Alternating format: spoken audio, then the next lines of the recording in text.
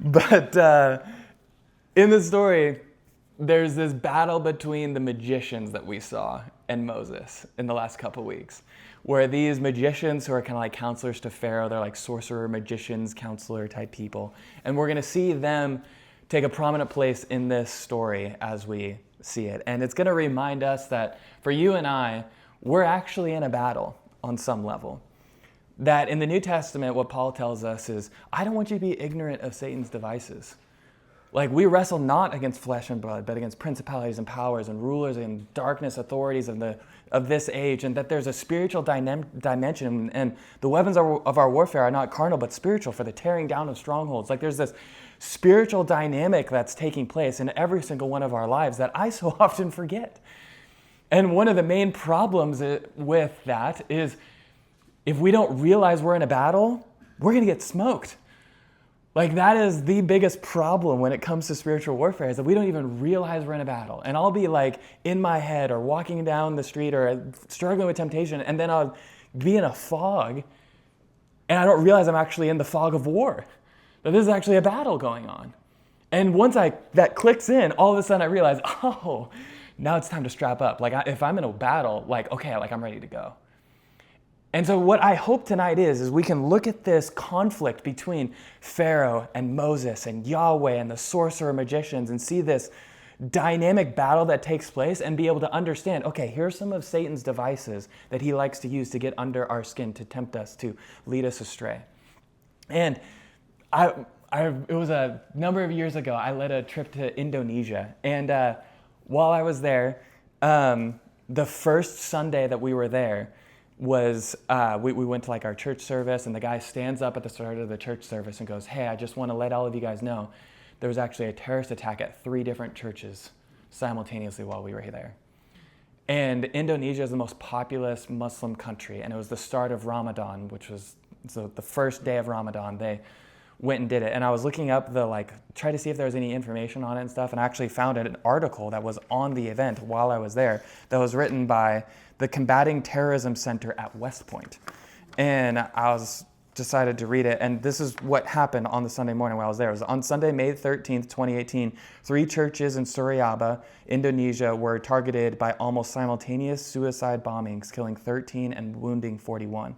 According to Indonesian authorities, TATP, which is a certain explosive, was used in all 3 bombings, and they were carried out by one family, comprising of Dita Aparadio, his wife, Puji Kuswati, teenage sons, Yusuf, 18, Furman, 15, and young daughters, Fadhila, 12, and Famila, 9. This family conducted 3 simultaneous suicide bombings at 3 different churches while we were there. And we were all reeling, like, what is going on? We're in this foreign country, start of Ramadan, all this darkness was happening, and we realized we're in a battle. And we got in the car and we went down a few days later to the largest mosque in the area, and we drove around it praying and singing the Jesus paid it all to him I owe. Sin had left a crimson stain, but he has made it washed it white as snow. And it was like a moment where we realized, okay, like there's something actually spiritual happening here. How do we engage in this? And I think that's what this passage can actually help us, is in this battle. So let's look at some of the plagues, and we're going to follow this narrative. And we're going to see Satan's devices and also what sin does and how sin can deceive us, and in the battle with temptation and all of those things. And so Exodus chapter 8, verse 1 says this. Then Yahweh said to Moses, go into Pharaoh and say to him, thus says Yahweh, let my people go, that they may serve me. But if you refuse to let them go, behold, I will plague all your country with frogs. The Nile shall swarm with frogs that shall come up into your house and into your bedroom and on your bed and into the houses of your servants and your people and into your ovens and into your kneading bowls. The frogs shall come up on you and on your people and on all your servants. And Yahweh said to Moses, say to Aaron, stretch out your hand with your staff over the rivers, over the canals, and over the pools, and make frogs come up on the land of Egypt. So Aaron stretched out his hand over the waters of Egypt, and the frogs came up and covered the land of Egypt. But the magicians did the same by their secret arts, and made frogs come up on the land of Egypt. So remember last week what we talked about, the Nile turning to blood. It happened 7 days. This is a decreation event where there's chaos breaking out. This is another chaotic thing. We're going to see that throughout pretty much all of the plagues, where the frogs which are supposed to be in the Nile now are not in the Nile. This is a invasion of chaos where Pharaoh's supposed to be the agent of order. It's undermining his authority. And in verse 8 it says, "Then Pharaoh called Moses and Aaron and said, 'Plead with Yahweh to take away the frogs from me and from my people, and I will let the people go to sacrifice to the Lord.' Moses said to Pharaoh, 'Be pleased to command me when I am to plead for you and for your servants and for your people, that the frogs be cut off from you and your houses and be left only in the Nile.'" So Pharaoh calls Moses, is like, "Hey, this has got to stop." And Moses is like, "All right, when do you want them to be gone?" And in verse 10 it says, "And he said, 'Tomorrow.' Moses said, 'Be it as you say, so that you may know that there is none like Yahweh our God. The frogs shall go away from you and your houses and your servants and your people. They shall be left only in the Nile.'" It's the restoring of order. So Moses and Aaron went out from Pharaoh, and Moses cried to Yahweh about the frogs, as he had agreed with Pharaoh. And Yahweh did according to the word of Moses. The frogs died out in the houses, the courtyards, and the fields, and they gathered them together in heaps, and the land stank. But when Pharaoh saw that there was respite, he hardened his heart and would not listen to them, as Yahweh had said. So here's the first interaction we're going to look at tonight between Pharaoh and his magicians and Moses and Yahweh, and this frogs happen. And what's really interesting is what the sorcerers do is they produce more frogs. Notice what they're not doing: sending the frogs back. They're copycatting what Moses and Aaron just did. They're not alleviating the problem in any way. They're making the problem worse. And that's exactly what happened in the previous chapter, where they also turned water into blood. They didn't turn blood back into water to help everybody. They made it worse. Also with the snakes and the staff, they made more snakes. It's like, that's not helpful. And here's what so often happens. What the enemy does is the enemy doesn't actually want to alleviate any problems or make things any better. Instead, they want to twist what God is doing to keep us enslaved. And here's how this looks practically in our lives. God can commission us to do things that are beautiful, right, and good. Like he commissions men to go out and provide and have that godly ambition to make good money, to be able to provide for people and be generous. And then Satan will come and twist that and tell that person, you're not enough until you make a certain amount of money, until you've achieved a certain amount of status in your job and in your career and in your work. And all of a sudden, this good, godly desire that has been placed upon us, Satan will try and turn and twist and turn that person into a workaholic, which destroys their relationships, their health, their environment. It's a copycat. It's a shadow. You know those mirrors in like the haunted houses where you look in the mirror and it's all like distorted? It's like that. He gives a distorted mirror of what God's original design actually is. So often in our lives, God commands us to do things like, like obviously sex in marriage is a great thing. Sex outside of marriage is not a great thing. Being truthful is a great thing. Being harsh is not a great thing. It's like there's these such fine lines in all of these things, and Satan wants to twist and corrupt the godly virtue that he commissions us to follow him in. But also this works even on just like a big macro level. So I'm reading the Quran right now, and it's really fascinating to just kind of like see what they actually say. And right at the very outset, they're talking about Adam. They're talking about Eve. They're talking about Moses. They're talking about Jesus. They're talking about David. They're talking about Ishmael. They're talking about Isaac. They're talking about all of these biblical characters. And I'm like, bless you. They're talking about all these biblical characters. And I'm just like, I wasn't really expecting that when I went into it. But it's interesting because all of the characters are just a little different. They're just not quite the same. And so instead of Isaac being sacrificed by Abraham, it's now Ishmael being sacrificed by Abraham. And there's just little subtle twists to the story to try and keep people in deception. Or when you talk to Mormons, like I love talking with Mormons, but they'll use the same verbiage that we do. They'll talk about the cross. They'll talk about grace. They'll talk about salvation. They'll talk about all these amazing things. And yet what they mean by what they're saying is so different from what we mean. Because Satan tries to copycat what God has originally done. He can't create anything of his own, nor can he turn back God's hand. Instead, he tries to twist and distort.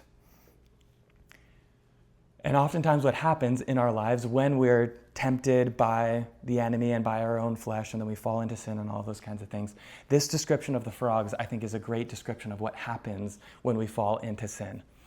Notice where it says that the frogs go. The frogs go into their houses. And not just into their houses, into their bedrooms. And not just into their bedrooms, on top of their beds. And not just on top of their beds, into their kitchen. And not just in their kitchen, into their ovens. And not just in the ovens, into the mixing bowls. Like, it's literally the most pervasive thing of where the consequences of their rebellion goes is into the very far reaches and the very end of their existence in their lives.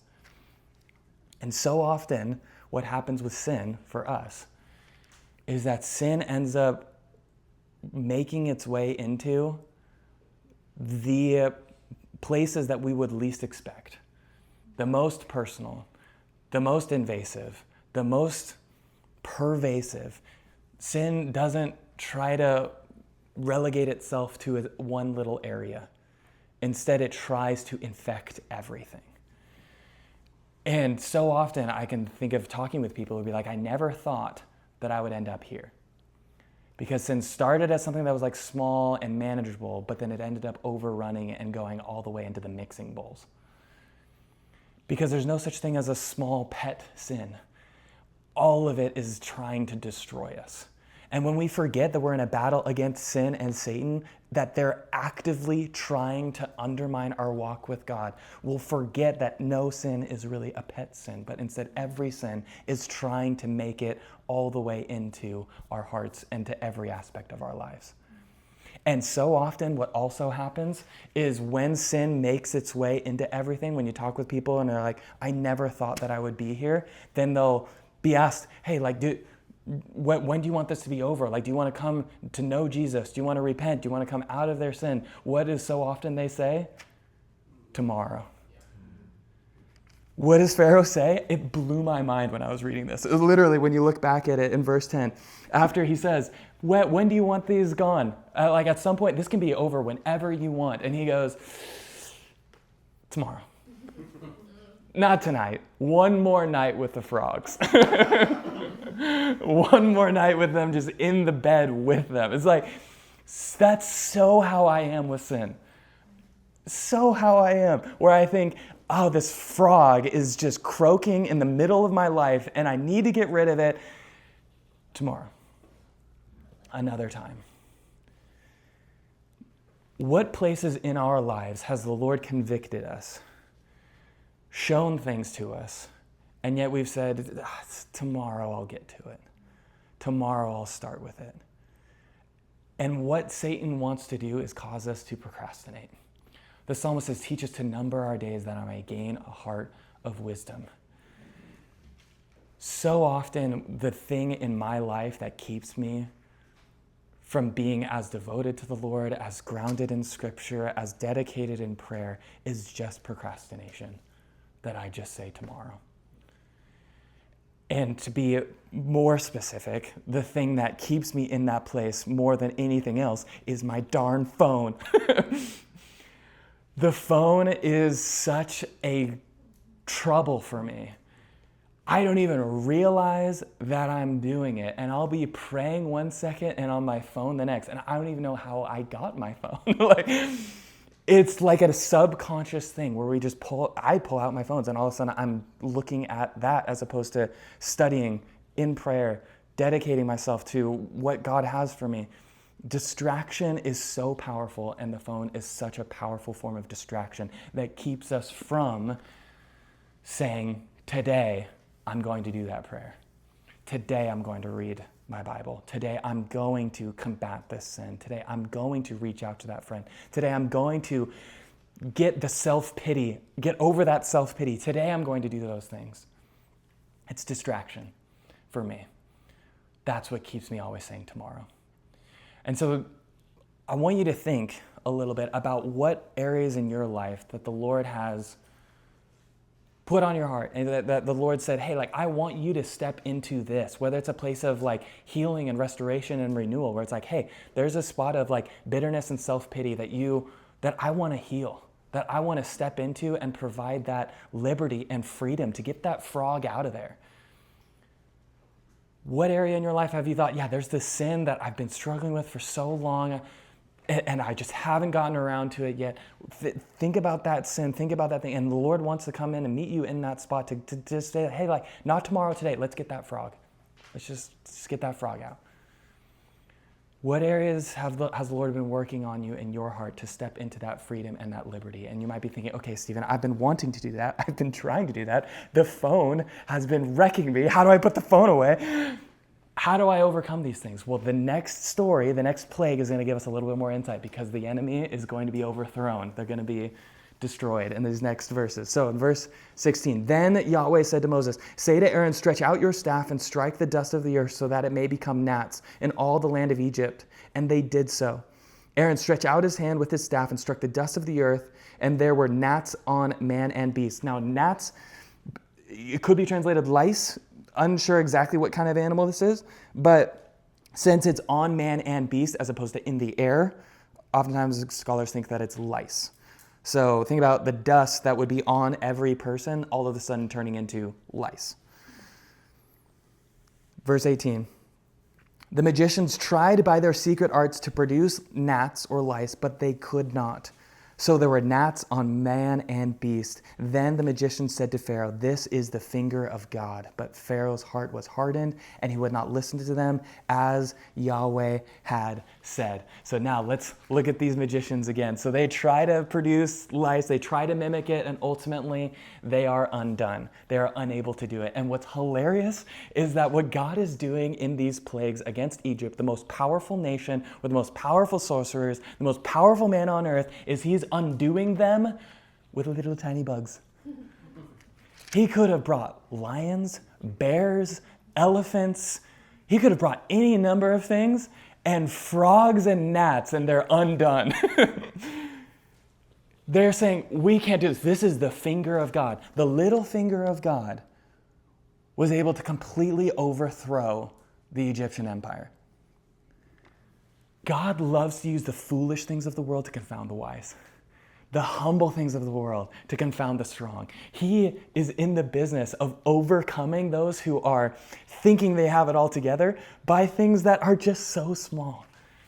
And so when you think about the things in your life, you're like, I'm wanting to overcome this. I'm wanting to walk in freedom from that. God's power is so much greater than Satan's power that his little finger was enough to undo them. And what's interesting is that these two guys, these two magicians, they are mentioned in the New Testament. They are referenced, and if you went to the retreat, you may remember when we talked about it in 2 Timothy. 2 Timothy, these two guys are mentioned. And in 2 Timothy chapter 3, Paul is talking to his protege, Timothy, and he tells him how there's going to be guys that come, there's going to be these men who come who are lovers of self, lovers of money. They're selfish. They're always learning and never arriving at knowledge of the truth. And he says, such are Jannes and Jambres who opposed Moses. So that's these guys' names, Jannes and Jambres. Just random names, but Jannes and Jambres. They opposed Moses. And so they represent false teachers in 2 Timothy. Oftentimes in our lives, we can come across different teachers and things like that, or Christians or things that end up falling away from the faith or having a moral failing or teaching something wrong or things like that. And those can be very trying and difficult times. Difficult times will come. However, what this is saying is those different things will not ultimately overcome the power of God. It says in 2 Timothy that they're only going to be around for a little while. That they're not actually going to make any progress. And often in our lives, when we look at different false teachers or things like that, we can feel like it's a little overwhelming, kind of the darkness that is out there. or the enemy's powers can feel overwhelming. Just this last weekend, just to talk about something that just happened, you guys may have heard that there was a shooter that attacked President Trump and all that kind of stuff. And I read his manifesto because I was curious why he did what he did. And in his manifesto, he actually talked about how he was doing it motivated as a Christian. That he was trying to protect the oppressed because that's what would be a Christian thing to do. And he thanked his church family for being so supportive. Now that, I think, is a great example of someone like Janice and Jambres, or right here, that would be thinking that they're doing supernatural work, but they've been so distorted that it's been corrupted in order to think that the murder of the president is what would be the righteous thing to do. Now, how is that overcome? Because when I was reading it, honestly, like I was reminded of the things that I heard people say while I was at a Christian university. It was like liberating the oppressed and all those kinds of things. And like I heard those exact things. And so I was like, okay, like how do we handle those kinds of things? Like I've talked with a number of people who are very concerned about political things. And they're like, okay, how do we handle current events and demonic forces and all of those kinds of things? And in this passage, we see the finger of God brought up. The finger of God is mentioned one other time in the New Testament. It's mentioned 2 other times in the Old Testament, 1 other time in the New Testament. And in the New Testament, we see Jesus showing up and combating against demonic forces, where he goes and casts out demons and all of those kinds of things. And he says, if I cast out demons by the finger of God, then the kingdom of heaven has come upon you. And here's what he says at the end of that little passage. I'll just read it real quick. But if it is by the finger of God that I cast out demons, then the kingdom has come upon you. When a strong man, fully armed, guards his own palace, his goods are safe. But when one stronger than he attacks him and overcomes him, he takes away his armor in which he trusted and divides his spoil. So here's what Jesus is saying that he's doing in referencing back to this finger of God passage. Notice what Moses is doing. He's going to Pharaoh, a strong man, who has people in bondage. And by the finger of God, he is redeeming his people, drawing them out of their bondage into freedom. And Jesus shows up and he's saying, I'm coming after those who are in bondage to sin, Satan, demons, all of those things, and I am stronger than the strong man. And because I'm stronger than the strong man, I'm going to take all of his stuff. I'm going to plunder the strong man. And what happens in the story of Exodus? In the story of Exodus, after Moses goes through all the 10 plagues and they leave, what do the children of Israel do? They plunder the Egyptians. That was prophesied in chapter 4, where the Egyptians are going to be giving them all of their gold, all of their silver, all of their stuff. They're being completely plundered. And so Jesus is coming and recapitulating the entire story. I just love the Bible. It's amazing. Where Jesus is showing up and saying, yeah, just like what happened then, I'm doing now. By the finger of God, I am plundering the strong man. I'm bringing people into freedom.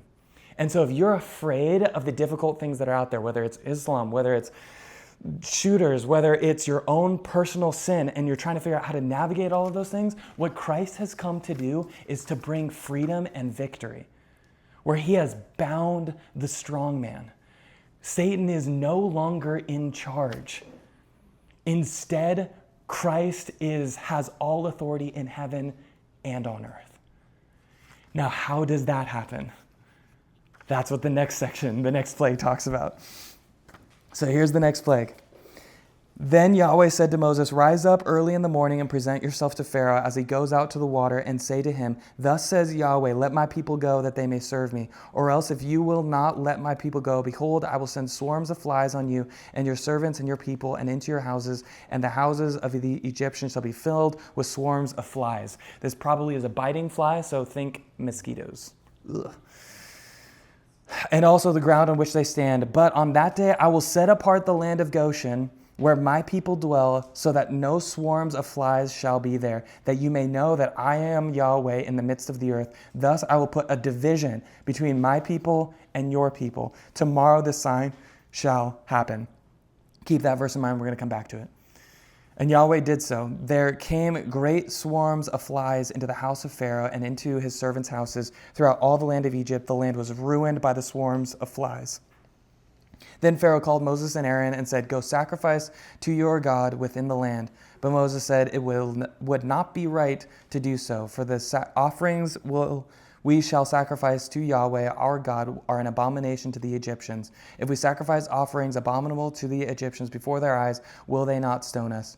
We must go 3 days' journey into the wilderness and sacrifice to Yahweh our God as he tells us." So Pharaoh said, "I will let you go to sacrifice Yahweh your God in the wilderness, only you must not go very far away. Plead for me." Then Moses said, "Behold, I am going out from you, and I will plead with Yahweh that the swarms of flies may depart from Pharaoh, from his servants, and from his people tomorrow. Only let not Pharaoh cheat again by not letting the people go to sacrifice to Yahweh." So Moses went out from Pharaoh and prayed to Yahweh, and Yahweh did as Moses asked and removed the swarms of flies from Pharaoh, from his servants, and from his people. Not one remained, but Pharaoh hardened his heart this time also and did not let the people go. So we have the swarm of flies or mosquitoes. And we'll talk about later Pharaoh's feigned repentance and all that kind of thing, because he does that multiple times. And also, again, we see the repeated tomorrow happening. Well, we did have it tomorrow.